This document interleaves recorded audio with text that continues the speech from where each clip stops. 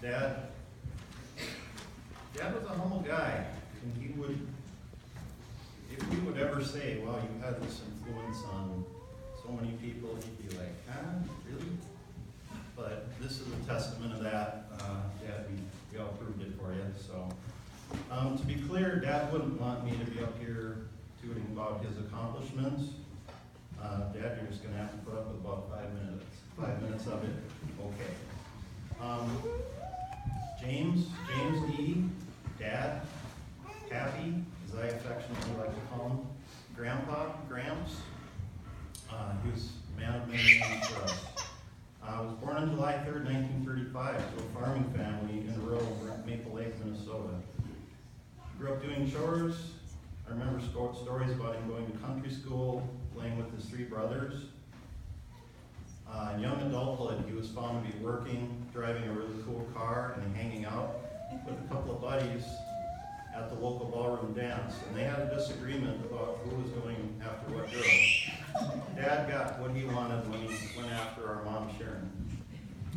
They got married, started a family, moved up to the Deerwood area, and he eventually bought a big old house that they renovated.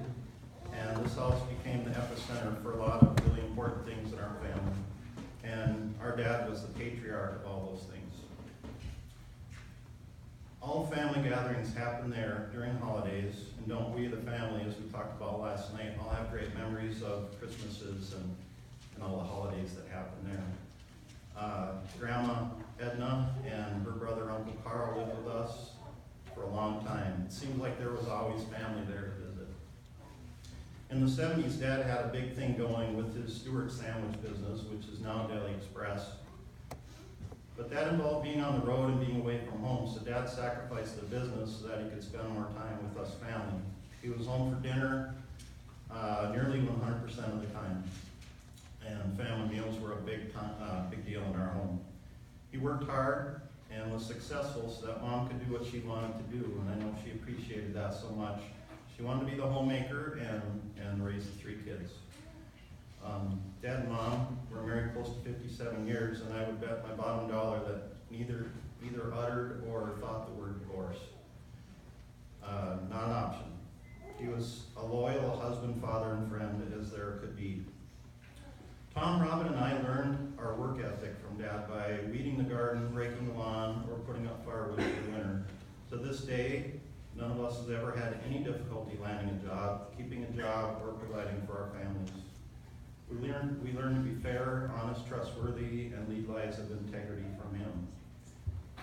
Dad loved the simple things like mowing the lawn so it would look fresh for the weekend guests, or keeping a really good vegetable garden, campfires down by the lake, barbecues, things like that. He walked around the neighborhood sharing his produce with the neighbors.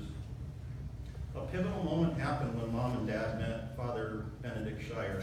He must have had a profound influence on me because I still dream about the man from time to time. I know exactly where I was standing when I heard the news that he had passed so suddenly, so young.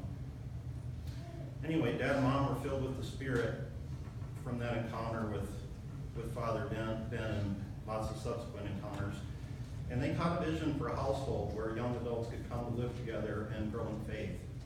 More than a dozen people came to live with us, some for close to a decade, as they became as our family.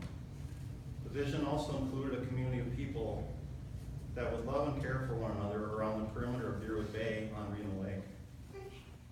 And though many have come and gone, remnants of this community still exist today. Dad influenced other men and called them into leadership roles. Dad continually bucked his quiet, introverted personality in a local missionary field, as my brother called it yesterday, to dedicate himself to working at bringing people to the Lord, and not only to just be saved, but to continually be disciplined and diligent about increasing the depth of relationship with God and have a spiritual journey of their own. There has been a recent movement in the Catholic Church, a men's group called That Man Is You, and our dad was the oldest man there. Never stopped trying to learn and grow closer to the Lord. Dad suffered greatly over the past 2 decades, but increasingly so over the past few years. The thing is, he rarely ever complained. Recently, I witnessed him emerging from the bathroom after throwing up his dinner for the third night in a row and having fought tooth and nail for 20 minutes to get his breath back with his one good lung. And he would just smile and simply state, "Wow, that was a doozy." He was a true warrior in many senses of the word. A warrior to battle his illness with patience and dignity, to fight against Satan and his evil, to bring people to the Lord, and most of all, in his finer years, he was a prayer warrior. When it became difficult to do his physical work, those things I told you about, the garden and the lawn, he deduced that he would be most useful if he focused on praying for each and every one of you and your needs. This became his passion, and he pursued it and holiness for at least 4 to 8 hours every day. Specifically, he spent many hours each day praying with his mother's rosary, which I hold in my hand. Many of you are represented by these many beads. He had a name and a face for every bead, and he would go around and around and around praying for all of you until he was done. Then he'd pick it up again later in the day. I personally have great memories of Dad and Mom spending their 2 to 3 hours together each morning for coffee, prayers, conversation, and emotional intimacy.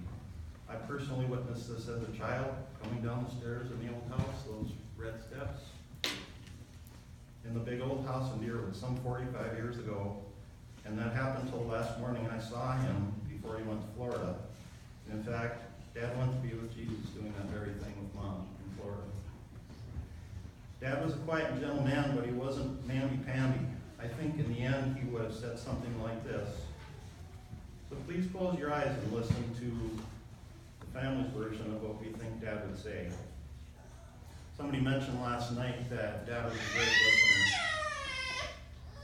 But he had his limit, and then he'd say, hey, listen, I'm talking now. And that was kind of his invite to say, give me a minute. I got to say something here. Don't interrupt me, please. Dad would say, I ran a good race, and I fought the good fight. We have way more time together than any of us ever expected, so let's be grateful for that instead of being too sad. Now stop and think for a minute about the greatest moments you have ever experienced in your life. A moment of deep intimacy with a loved one, a sunrise or a sunset, the Grand Canyon, a mountain, Disney World, the big fish or buck, the stupendous game of golf, or whatever it happens to be for you. You know that these moments of sheer ecstasy are but a glimpse of heaven, a gift from God, and I am in the midst of that right now. So be joyful for me and make darn sure you join me here. Dad would say, don't be caught with your pants down, people. If you're not already, will you consider pursuing God in a deeper way? And if you already are, keep up the discipline and diligence because it's well worth it. There are prayer cards available with my picture on them. Please put them to good use. By the way, I have this really cool book I want you to read called Interior Freedom by Jacques Philippe. It's my favorite. Sharon and Tim can help you with getting a copy. Enough about me. Let's put our focus back on the Lord. Finally, please come alongside and support my dear wife Sharon until she can join me here. Until then, James.